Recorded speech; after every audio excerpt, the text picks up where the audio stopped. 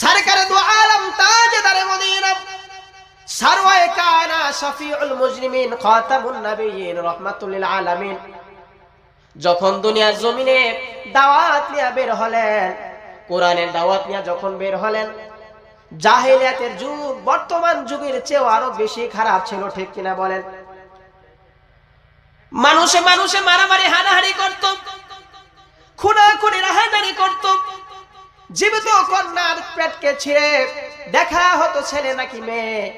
সম্মানিত ভাইয়েরা, কোরআনের আইনের কারণে, কোরআনের শাসনের কারণে সে জাহেলিয়াতের যুগটা সোনার যুগে পরিণত হয়ে গেছে, বলি সুবহানাল্লাহ।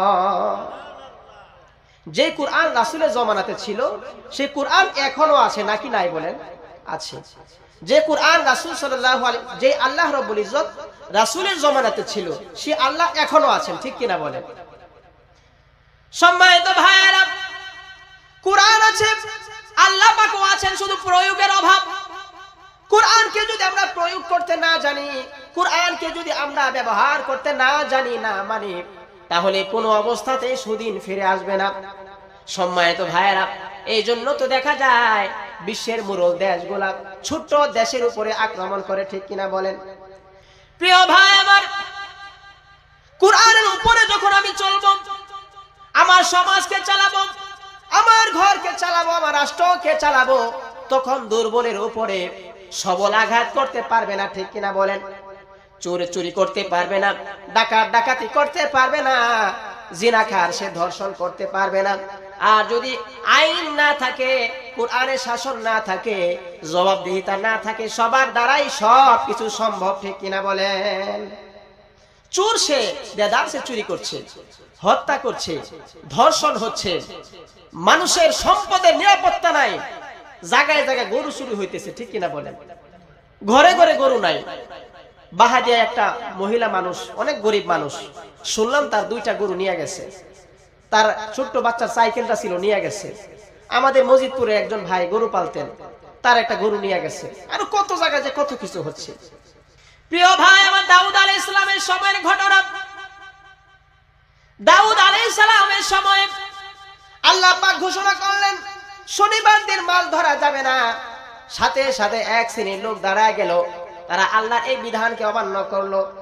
শনিবার দিন তারা মাছকে ধরলো, মাছকে খাইলো। আরেক শ্রেণীর লোক তাদেরকে নিষেধ করলো, মাছকেও তারা খাইলো না, ধরলো না। আল্লাহ পাক সাথে সাথে যে শ্রেণীর লোক মাছকে ধরলো আর খাইলো, আরেক শ্রেণীর লোক চুপ ছিল, 3 ভাগে তারা বিভক্ত হলো। এক গ্রুপ মাছকে খাইলো, ধরলো, আরেক গ্রুপ মাছকে খাইলো না, ধরলো না, কিন্তু নিষেধ করলো না। আরেক গ্রুপ তারা মাছ খায়ও নাই, নিষেধও করেছে। 3টা দলে তারা বিভক্ত হয়ে গেল। আল্লাহ রাব্বুল ইজ্জত সাথে সাথে আল্লাহর পক্ষ থেকে আযাব নাজিল করে দিলেন। যারা মাছকে ধরলো, খাইলো, আবার যারা চুপ ছিল এই অন্যায় দেখে, সাথে সাথে যারা এই অন্যায় দেখে চুপ ছিল তাদেরকে, এবং যারা মাছকে খাইলো, আল্লাহ তাআলা সেই উভয় জাতিকে বানরে রূপান্তরিত করে দিলেন। বলি নাউজুবিল্লাহ। বানায় বলতেছি না, কোরআনের কথা বলতেছি। প্রিয় ভাই আমার, আল্লাহ তাআলা কালামুল্লাহ শরীফে বলছেন, ওয়ালাকাদ আলিমতুমুল্লাযীনা তাদাউ মিনকুম ফিস সাবতি ফাকুলনা লাহুম কুনু কিরাদাতান খাসিইন।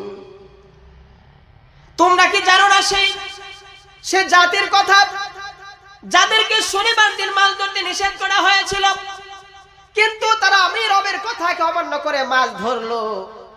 সাথে সাথে আমি আল্লাহ তাআলা সেই জাতিকে বানর বানায়া দিলাম। বলি নাউজুবিল্লাহ। 70,000 ইহুদিকে আল্লাহ পাক বানর বানায়া দিলেন। সম্মানিত ভাই, দল কয়টা হলো? 3টা। এক দল মাছ ধরলো, খাইলো, আরেক দল এই অন্যায় দেখে কিছু বলে নাই। এই উভয় দলকে আল্লাহ পাক বানর বানায়া দিলেন। যারা ছিল যুবক তাদেরকে বানর বানালেন, আর সেই ইহুদিদের মধ্য থেকে যারা ছিল বৃদ্ধ তাদেরকে শূকর বানায়া দিলেন। বলি নাউজুবিল্লাহ। কিন্তু 3য় দল যারা বাধা দিয়েছিল, আল্লাহ পাক তাদেরকে তাদের নিজ অবস্থানে রাখলেন। বলি সুবহানাল্লাহ। তারা মানুষ রয়ে গেল, কিন্তু বাকি ওই 2 দল যারা এই অন্যায়কে দেখলো কিন্তু কিছুই বললো না, এবং যারা এই অন্যায় করলো, উভয় দলকে আল্লাহ পাক কি বানায়া দিলেন? বানর এবং শূকর বানায়া দিলেন।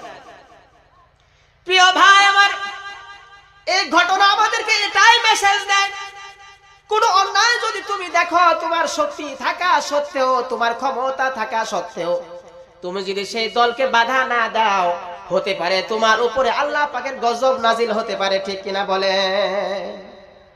কত অন্যায় হইতেছে, আমরা দেখেও কেমন জানি না দেখার ভান করি। সম্মানিত ভাইয়েরা, সেই বানর হয়ে গেল, শুকুর হয়ে গেল, তারা মানুষদের কাছে আসতো, ওই সমস্ত ভদ্র লোকদের কাছে আসতো, বিজ্ঞ লোকদের কাছে আসতো, যারা তাদেরকে নিষেধ করেছিল। তারা আয়েশা বানরগুলা তারা দেখতে পারতো, শুনতে পারতো, কথাগুলা বুঝতে পারতো, কিন্তু কথা বলতে পারতো না।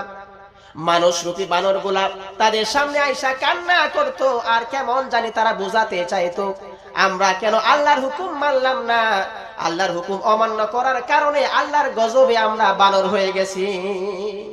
বলেন তো দেখি, সে আল্লাহ এখন আছে না নাই? সমাজে এখন অন্যায় অবিচার হয় না, না হয়? কিন্তু আমরা বাধা দেই, ভয় পাই। আমাদের যুব সমাজকে আমরা সব সময় তাদের প্রতি যথেষ্ট শ্রদ্ধাশীল, তাদের জন্য আমরা দোয়া করি, আমাদের যুব সমাজ যেন অন্ধকারের দিকে না পা বাড়ায়, তারা যেন জিনার মধ্যে, চুরির মধ্যে, ডাকাতির মধ্যে, তারা যেন সমাজের অশ্লীল বেহায়াপনা জুয়ার মধ্যে আমাদের যুব সমাজ যেন ডুবে না যায়। যদি ব্যাপক হারে আমাদের যুব সমাজ অন্যায়ের দিকে পা বাড়ায়, আমাদের ইমানি দায়িত্ব হলো তাদেরকে বাধা দেওয়া। ঠিক কিনা বলেন? আমার যদি খামখেয়ালির কারণে, আমার যদি উদাসীনতার কারণে মানুষ অন্যায় করে, অবিচার করে, জুলুম করে, অন্যের উপরে স্টিম রোলার চালায়, আমার কোনো গাফলতির কারণে, উদাসীনতার কারণে, প্রিয় ভাই আমার, কিয়ামতের ময়দানে আমি যে উদাসীনতার পরিচয় দিলাম, এর কারণে আল্লাহ রব্বুল ইজ্জতের কাছে ধরা খেয়ে যাব। বাঁচার কোনো রাস্তা নাই, ধরা খেয়ে যাব।